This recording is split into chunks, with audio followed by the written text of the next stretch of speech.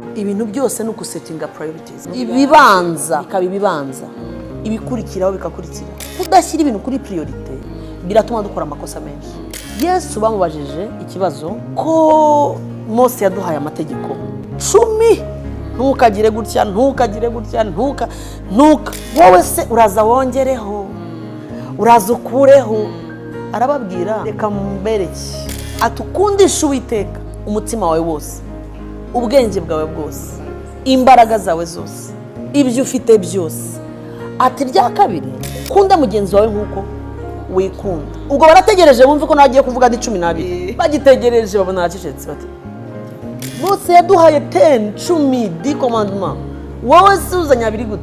Atoya nimukora ibyo, ayo yandi 10 muzaba muyakoze.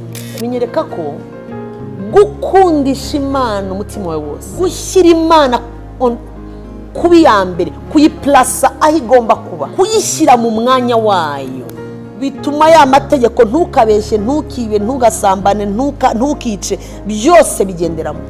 Ko gukundisha Imana umutima wawe means gusabana nayo, kuyiha umwanya, kuyiramya, kuyifatira umwanya utaraho undi muntu wese.